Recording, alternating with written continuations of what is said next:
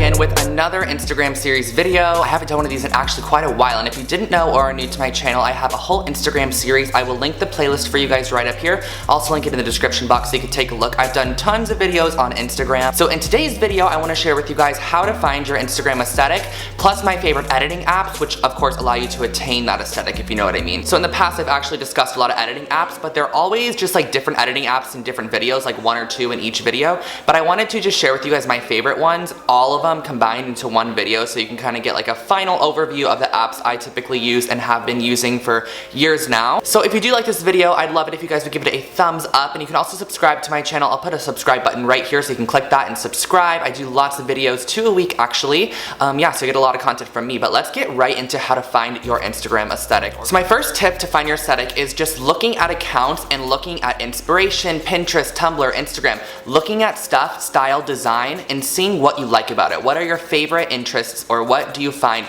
most amusing or captivating, or why do you like it so much? So when I first started Instagram, I honestly didn't really know about the whole white feed, black feed, like minimal feed, trendy, all that sort of stuff, the different types of feeds. I didn't really know there was that realm of Instagram until I started seeing people showcasing collages of Instagram photos in a certain color palette, a certain scheme, and I was like, wow, this is really resonating with me. So I kind of started gearing my photo style in a way that they did. So for example, they didn't include a lot of bright colors, so I started pulling out the bright colors, because if you guys scroll down to the bottom of my Instagram, a lot of you have and commented on my very last photo. It's so funny actually. But if you guys scroll down, you'll see I used to do a lot of color, but as I started changing my aesthetic and just looking and seeing what I like about other people's accounts, I slowly started to shift, pulling out those bright colors and started adding in more unsaturated, neutral, black, white tones into the photo.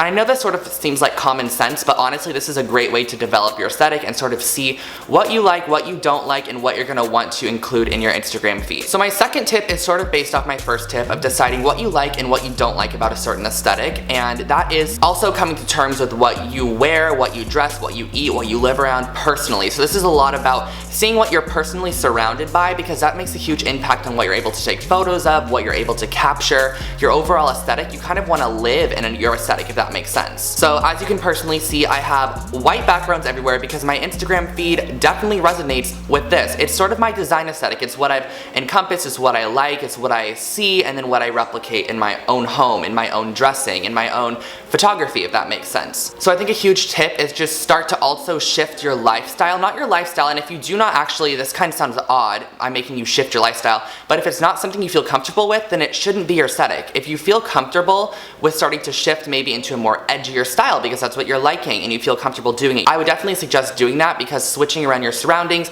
makes you so much more inspired, and honestly you guys, it's going to make your aesthetic really stick. And then my third tip for finding your aesthetic is sort of deciding what you want to focus on. So you can definitely focus on whatever you'd like on Instagram, or do a mix of everything, which is kind of what I do, but I kind of stick more to the fashion lifestyle realm, but there's lots of different realms on Instagram that you could sort of go into. This is also going to be a determining factor of your Instagram aesthetic and your Instagram style. So do you take a lot of photos of your clothing? If so, maybe you want to make sure your clothing is a similar color to the aesthetic that you typically like or you have seen on other people's accounts.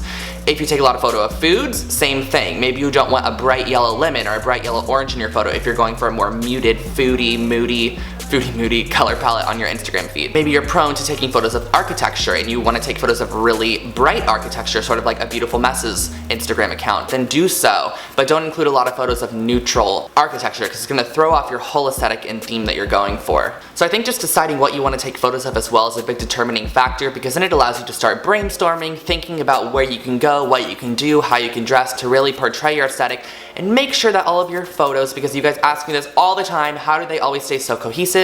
It's just sort of like living in your photo feed. It sounds odd, but go to a restaurant that the style suits your Instagram feed. Go take photos in a more minimal architectural area that maybe has lots of cement and clean backgrounds compared to like a brick or like a farmhouse if you're taking it on that for a more like shabby chic vibe.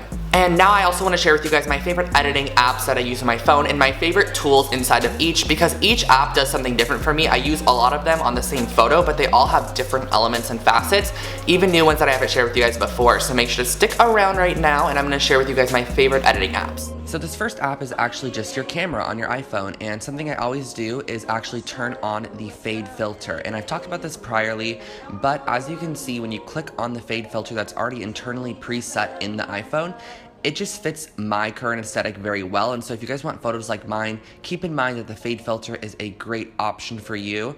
And in a second here, I'm going to show you what the fade filter looks like on and off of the photo. So you can actually go into all of your Instagram photos, click edit, and you can change the preset filters that Instagram gives you. So this is without, and this is with.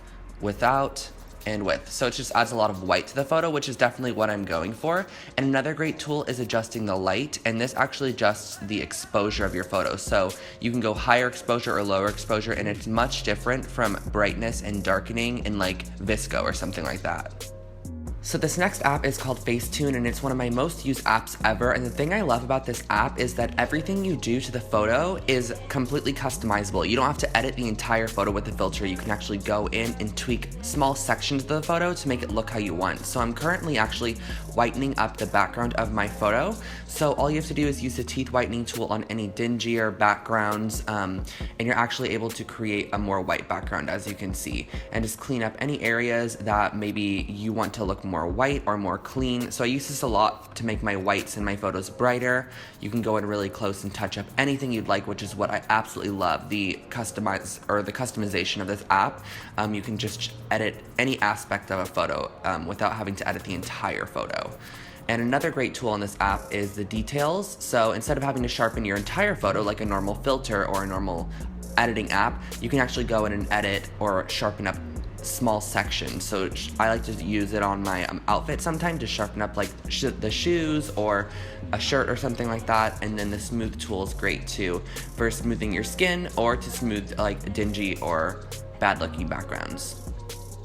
So I'm sure a lot of you have tried this app out before. It is VSCO Cam, and I really love this app for a few features maybe you guys haven't tried before, but I also wanted to share with you my favorite filters within the app as well.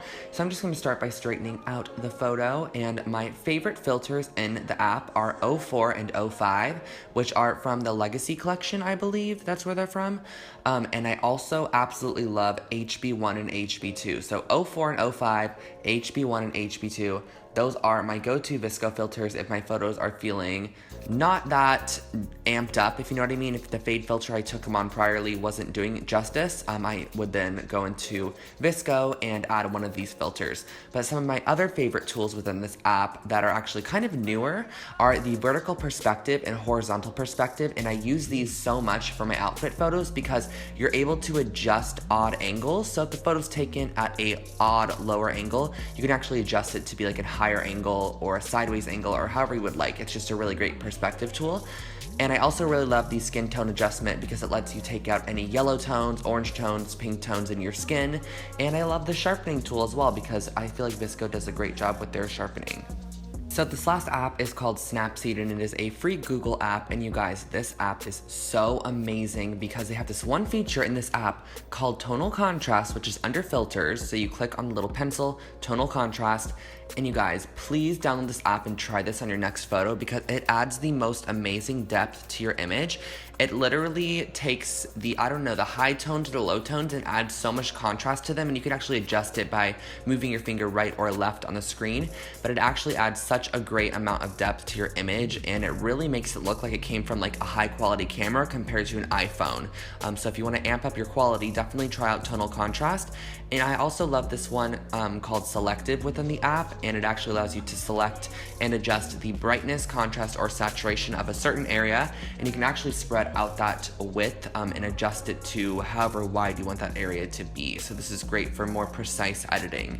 But those are all the apps, you guys, that I use: Snapseed, VSCO, Facetune in my phone. I hope you guys enjoyed this video, and give it a thumbs up if you did. I'll catch you in my next one. Bye, guys. Tell me what's up, baby.